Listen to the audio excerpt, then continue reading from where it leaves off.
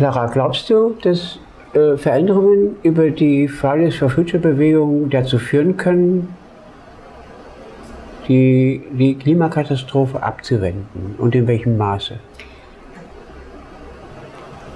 Ich würde sagen, ich wäre nicht bei Fridays for Future aktiv, wenn ich nicht davon überzeugt wäre, dass große Massen an Menschen, die überzeugt für das Richtige einstehen, eine Veränderung erzeugen können. Ja, jetzt ist ja Fridays for Future erst seit 2 Jahren, anderthalb unterwegs und hat die gewaltigste Veränderung von Politik und Gesellschaft bewirkt, an die ich mich Zeit meines Lebens erinnern kann, in so kurzer Zeit.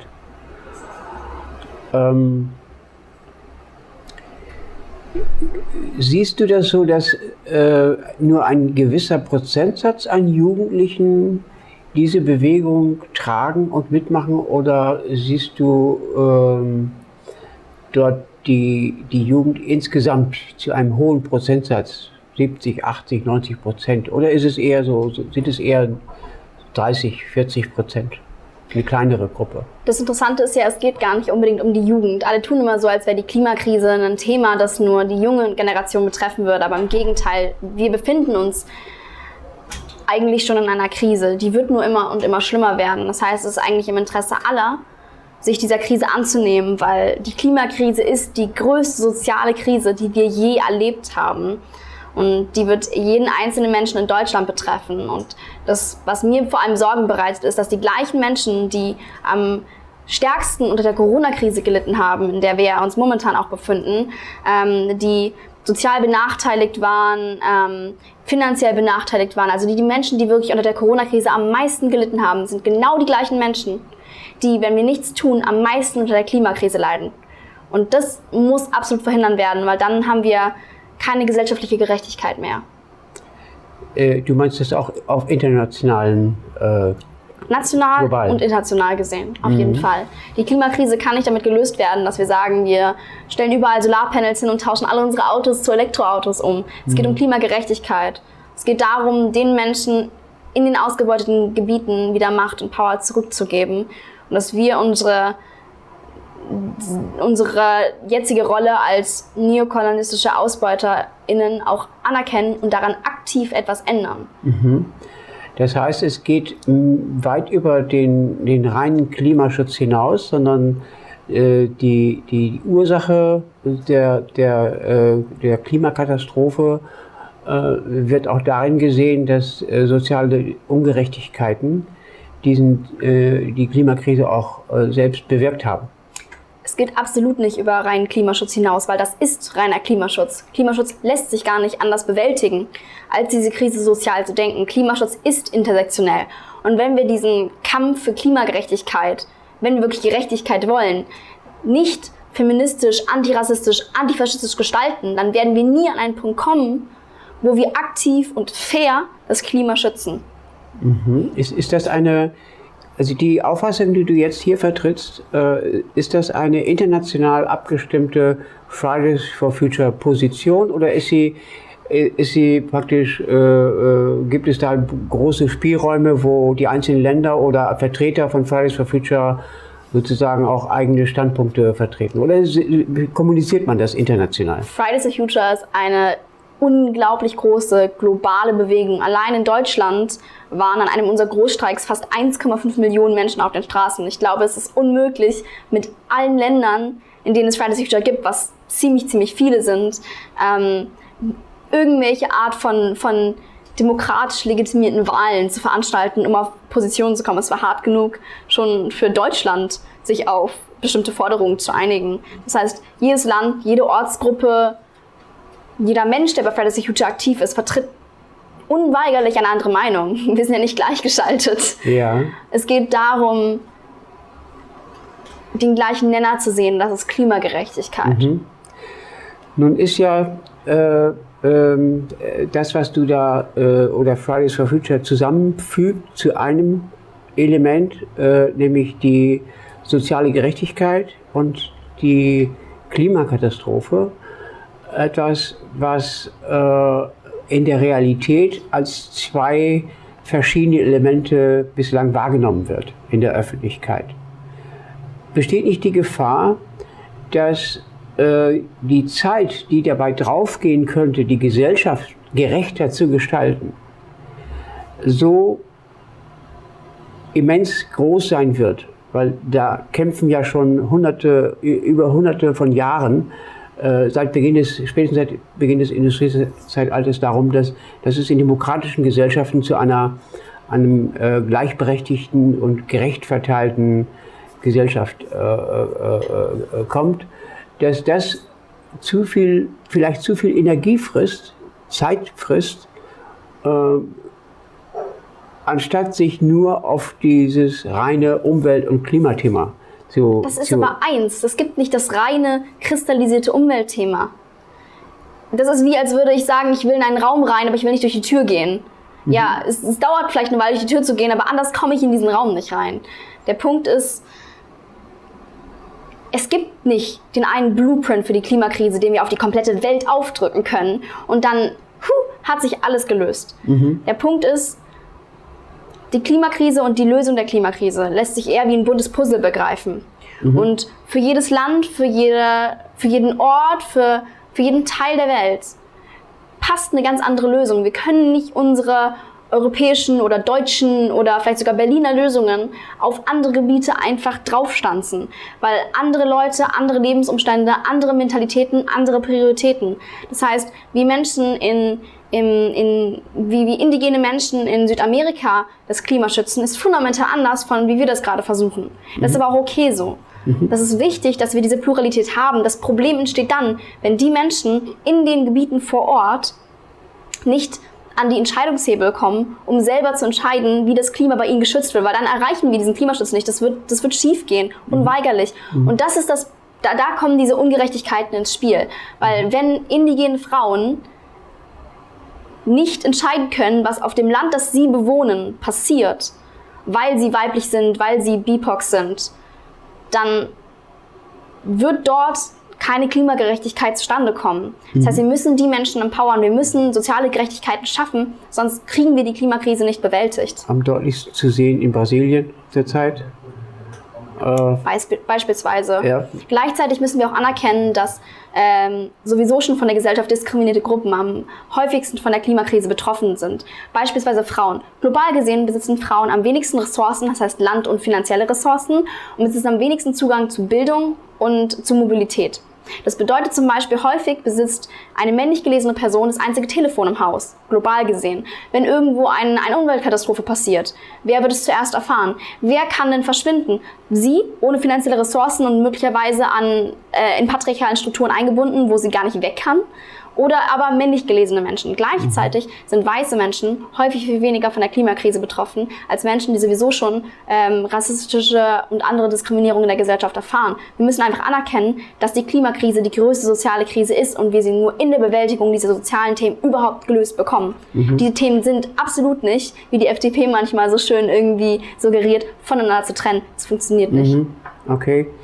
Und soweit ich das mitbekommen habe, glaubt Fridays for Future und glauben Wissenschaftler, denn was Fridays for Future verkündet, verbreitet, darstellt, sind fast ausschließlich Erkenntnisse aus der Wissenschaft. Und es ist auch wichtig, die Erkenntnisse zu nennen. Die Wissenschaft glaubt nicht. Die Wissenschaft forscht und kommt dann zu Erkenntnissen, gleicht die mit anderen ForscherInnen ab und sieht dann, dass sie Gemeinsamkeiten in ihren Forschungsergebnissen finden. Und basierend auf diesen Forschungsergebnissen können dann andere Menschen, PolitikerInnen, SoziologInnen oder auch AktivistInnen Forderungen kristallisieren. Ja, diese Forscher resultieren sich also nicht nur aus den reinen Klimaforschern, sondern auch aus Gesellschaftsforschern, aus Biologie, aus politischen Forschungen heraus, also ein Gesamtheitsbild von Forschungsergebnissen, die eigentlich ja auch dann ein positives Bild einer Gesellschaft hervorbringen müsste, denn eine Gesellschaft zu verändern, das ist ja mit dem, was du sagst, die zwangsläufige Folge, Klimagerechtigkeit. bedarf es natürlich schon einer großen Anstrengung. Und ich habe den Eindruck, dass Fridays for Future sich dessen sicher ist, weil die Klimaerwärmung wie eine Uhr, die angelaufen ist, auf uns zukommen wird und uns schon in diesem Jahrzehnt, im nächsten Jahrzehnt, spätestens in 50 Jahren in einer sehr dramatischen Weise zeigen wird, dass diese Krise nicht herbeigeredet ist, sondern dass sie wirklich da ist, dass dadurch diese gesellschaftlichen Umwälzungen mit einhergehen können. Falls nicht, drohen Kriege, Verteilungskämpfe, Kampf um Wasser, Flüchtlingsbewegungen, was auch immer die Folgen dieser Klimakrise sein werden. Genau, also was Fridays for Future gerade ganz aktiv macht, ist Präventionsarbeit. Die Klimakrise wird teurer als keine Klimakrise. Die Klimakrise wird ungemütlicher als keine Klimakrise. Das heißt, wenn wir jetzt proaktiv daran arbeiten, eine sozial gerechte, schöne Gesellschaft für uns alle zu schaffen, dann ist es viel, viel einfacher, als irgendwann mal im viel zu kritischen Moment aufzuwachen und zu denken, shit, jetzt lässt sich nichts mehr ändern. Gerade mit der Corona-Krise, wo total viele finanzielle Mittel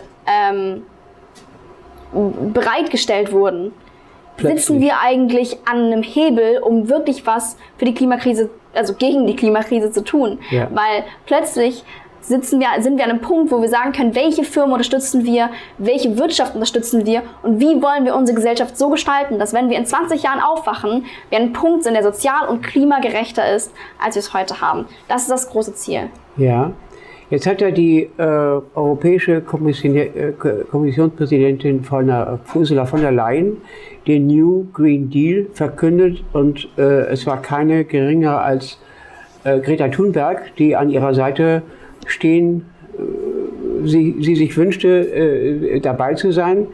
Der Start des New Green Deals.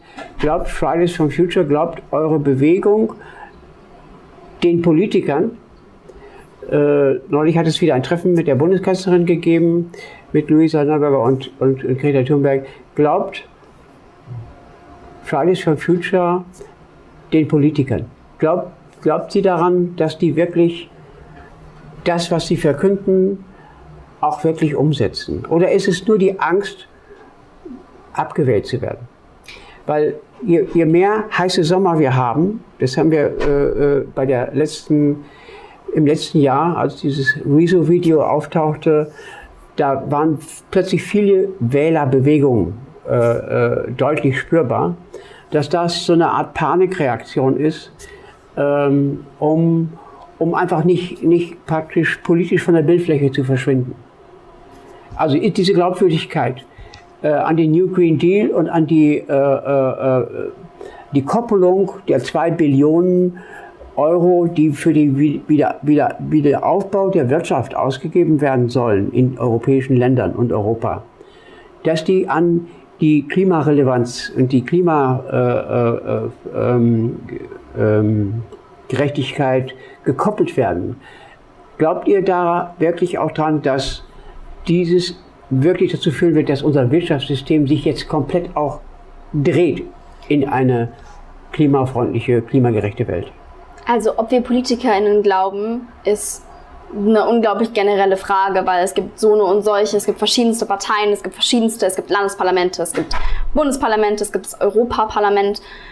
Ob wir PolitikerInnen glauben, ist so eine Frage, die man nicht beantworten kann. Ich kann nur sagen, dass der Green New Deal nicht so grün ist, wie er im Namen vorgibt zu sein. Also der Green New Deal ist ja, sagen wir, namentlich zumindest kopiert von dem, was unter anderem Alexandria Ocasio-Cortez in den USA schon vorgeschlagen haben. Und das ist inhaltlich was wirklich fundamental anderes. Ich habe durchaus das Gefühl, dass viele PolitikerInnen gerade aus WählerInnen anspornen, sich jetzt mehr mit dem Thema beschäftigen. Aber was ich auch sehe, ist, dass da viel Schein und wenig Sein ist. Und dass es gemütlicher ist, sich neben uns irgendwie zu stellen und uns vor Fotografen die Hand zu schütteln, als sich wirklich mit dem Thema zu beschäftigen. Und das ist wirklich fundamental traurig, weil die Klimakrise alle Menschen in Deutschland betrifft und deren Lösung eine unglaublich wichtige Aufgabe ist der Regierung. Ich meine, in unserem Grundgesetz steht auch, dass es eine Aufgabe ist der Regierung, sich um den Erhalt des Landes und der kommenden Generation zu kümmern. Und das macht die Bundesregierung momentan nicht. Das heißt, sie geht fundamental ihrer Aufgabe, die im Grundgesetz vorgeschrieben ist, nicht nach. Das ist in gewisser Weise ein im Stich lassen der Menschen in Deutschland. Obwohl sie doch diejenigen sind, die dafür bezahlt werden, dieses Land für uns irgendwie gut zu gestalten. Wobei dann die Rede von der Zähigkeit unserer politischen, wirtschaftlichen Systeme das Argument ist und auch die Arbeitsplätze dürfen nicht verloren gehen. Das ist deswegen, ich finde es auch schade, dass wir letztes Jahr 30.000 Arbeitsplätze in der Windkraft verloren haben und dass wir momentan ganz viele andere Industrien gegen die Wand fahren, weil wir uns dort nicht um Klimagerechtigkeit und Klimaschutz kümmern und die an einem gewissen Punkt einfach so nicht mehr weiter funktionieren können. Ja, die Bundesregierung fährt gerade effektiv Arbeitsplätze gegen die Wand und das können wir einfach nicht zulassen. Ja, das ist ja bekannt, dass also Klima- und Umwelt-Companies, die es ja inzwischen gibt, dass die Jobs der Zukunft schaffen und dass also gerade diese gesamte Wirtschaft, die mit Umwelt zu tun hat, inzwischen schon mehr Arbeitsplätze geschaffen hat als die ganze Automobilindustrie. Ja, das ist, nimmt man aber nicht wahr, weil es wird nicht erwähnt. Es wird immer nur von den Großkonzernen, die momentan ihre Arbeitsplätze selber gegen die Wand fahren, weil wenn China, wie sie angekündigt haben, 2025 keine Verbrennermotoren mehr in ihr Land reinlässt, importieren lässt und VW momentan hinterherhinkt mit nachhaltigen Mobilitätskonzepten, dann werden die einen der größten Mobilitätsmärkte auf der Welt verlieren und die Unternehmen praktisch selber zugrunde richten. Das heißt, Unternehmen fahren sich gerade dadurch selber gegen die Wand, dass sie nichts fürs Klima tun. Würdest du sagen, dass Fridays for Future technikfeindlich ist? Absolut nicht. Wir bleiben einfach nur ehrlich und sagen, Technik ist ein großer Teil unserer Gesellschaft. Den wegzudenken wäre Unsinn. Der ist da. Ich habe ein Handy, die Fridays for Future Streiks zum Beispiel, wurden alle über WhatsApp teilweise mobilisiert und organisiert. Technik bietet uns viele Möglichkeiten. Wir können nicht so tun, als würde Technik uns die Klimakrise lösen. Technik ist ein Teil unserer Gesellschaft, wie Häuser inzwischen ein Teil unserer Gesellschaft sind. Wir müssen sie in unsere Denkmuster zur Lösung der Klimakrise inkorporieren. Aber wir können auch nicht so tun, als können wir jetzt so weitermachen wie vorher und als würden irgendwelche neuen technischen Gadgets, die immer neu auf den Markt gehauen werden, das Problem wirklich an der Wurzel erfassen. Okay. Wie stehst du zu dem Thema Mode? Mode ist auch ein Thema, das auf jeden Fall in der Klimadebatte seinen Platz finden muss. Momentan sind die meisten Klamotten unter ausbeuterischen Strukturen produziert, mit Materialien, die das Klima verschmutzen. Es gibt wie viele Jahreszeiten verkauft H&M? Es sind nicht die 4, die ich kenne, sondern es sind wesentlich mehr. Ich glaube, es sind so um die 20 oder 30, wenn ich mich nicht jetzt komplett irre. Dem Konsumenten wird suggeriert, dass er immer mehr Klamotten braucht. Dabei zeigen Studien, dass viele Menschen sogar Klamotten in ihrem Schrank haben, die sie noch nie anhatten. Das sind Unternehmen, die durch, sagen wir, Profit gezogen immer mehr produzieren. Ich meine, H&M zerstört jährlich Tonhallen an Klamotten, die sie nicht verkaufen konnten. Einfach zerstört. Das sind Ressourcen, die gehen kaputt, das ist Arbeit, die geht kaputt und diese Arbeit ist auch noch ausbeuterisch gewesen. Das heißt, die Mode ist auf jeden Fall ein Teil, wo wir ansetzen müssen, genauso wie die Technik. Ich meine, ganz kurz, die meisten technischen Geräte werden unter ausbeuterischen Bedingungen gefördert, in irgendwelchen Minen, wo Menschen unter lebensgefährlichen Bedingungen arbeiten. Die werden unter ausbeuterischen Methoden produziert von Menschen, die zu Hungerlöhnen dahin schuften und sich niemals so ein Produkt auch nur werden leisten können, wie es dann später im Supermarkt oder im Mediamarkt oder wo auch immer verkauft wird. Und wenn das Produkt dann im Endeffekt bei uns ankommt, das ist wenig nachhaltig, wenig gerecht, geht nach kürzester Zeit kaputt und wenn es sich überhaupt reparieren lässt, was die meisten nicht können, dann ist es nicht wie vorher und wenn es sich nicht reparieren lässt, dann wird es verschrottet und die Materialien werden nicht in den Wertstoffkreislauf wieder eingeführt. Ich sehe die Technikunternehmen in einer ganz großen Verantwortung, daran etwas zu ändern, weil es lohnt sich nicht, einfach nur einen grünen Punkt irgendwo drauf zu kleben und zu sagen, ja, wir sind voll nachhaltig und unser Gerät spart ein bisschen CO2 ein, weil irgendwie Energiesparmodus und sowas. Es geht strukturell darum, Klimagerechtigkeit zu erreichen. Und das macht momentan praktisch kein Technikunternehmen, das ich kenne. Okay. Meine letzte Frage. Was ist euer Plan dieses Jahr? Ich habe irgendwo an mehreren Stellen gelesen, man ist es unübersehbar, in den sozialen Medien, der 25. September, da scheint irgendwas so zu laufen. Ja. Was könnte das sein?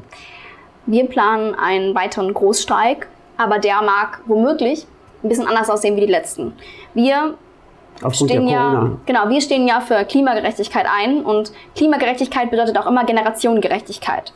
Und das heißt, wir müssen genauso wie die vorherigen Generationen auf uns achten müssen wir auch auf die vorherigen Generationen achten und sagen, hey, Menschen, die immunsupprimiert sind, die müssen wir schützen, proaktiv. Wir haben eine Verantwortung, weil wir sind eine unglaublich große Bewegung, wir sind einflussreich, auch auf Social Media. Und wir müssen diese Verantwortung nachkommen, indem wir unsere Streiks so gestalten, dass sie gesellschaftsverträglich sind. Auf jeden Fall. Dass alle daran teilnehmen können. Das heißt, wenn es möglich ist, wird ein Teil davon auf der Straße stattfinden am 25. September. Und womöglich wird es auch ein Social Media Pendant dazu gleichzeitig geben, damit Menschen... Ein digitales Event sozusagen. Wahrscheinlich. Es ist noch nicht ganz klar, was genau laufen wird. Es hängt sehr von der Situation ab, die dann, wie gesagt, die Corona-Situation, die dann herrscht. Aber der Punkt ist, wir wollen einfach allen Menschen ermöglichen, sich politisch zu empowern. Ja. Und es bedeutet auch Menschen, die nicht raus können, aus verschiedensten Gründen, dass sie daran teilnehmen können und zeigen können, wie wichtig Klimagerechtigkeit ist. Ja, ja. Also an dem Punkt kann man ja auch sehen, die digitale Welt ist ein Medium, was wichtig ist, aber es ersetzt nicht die persönliche physische Aktivität, sich zu treffen und gemeinsam etwas zu verkünden, so wie die Fridays for Future Demonstrationen zum Teil sehr effektiv gezeigt haben. Sondern es ist eine Notlösung sozusagen in einer Zeit, in der es einfach aufgrund der Corona-Krise nicht möglich ist. So würdest du das auch sehen, oder? Du würdest nicht sehen, dass man die Aktivitäten, die Protestaktivitäten sozusagen ins Internet verlagern könnte. Ich glaube, an dem Punkt sind wir noch nicht. Also ich denke mal, als Gesellschaft ist es immer noch am effektivsten, wenn Menschen auf der Straße streiken, wenn Menschen dafür einstehen, auf den Straßen, was sie glauben. Internetprotest lässt sich dadurch leichter aus der Welt schieben, weil unsere Algorithmen ja immer nur das füttern, was du sowieso schon kennst. Wenn Menschen durch deine Straße laufen und für Klimagerechtigkeit einstehen, dann kannst du es nicht überhören. Wenn du nicht in dieser Filterbubble im Netz drin bist, wo gerade fürs Klima gestreikt wird, kannst du das durchaus übersehen. Das heißt, es ist ein Pendant, das wir momentan benutzen müssen, das wir auch gerne in Anspruch nehmen, weil, wie gesagt, für uns ist Technik nicht Neuland und das Internet, aber im Endeffekt ist es doch wichtig, sich in echt menschlich zu treffen. Ja. Herzlichen Dank, Clara, und ich drücke euch die Daumen, dass ihr eine erfolgreiche Veranstaltung am 25. September 25. September. Ja, nicht ihr, sondern wir. Ich bin auch dabei, denke ich mal. Das ist super. Ja, Dankeschön. Dankeschön.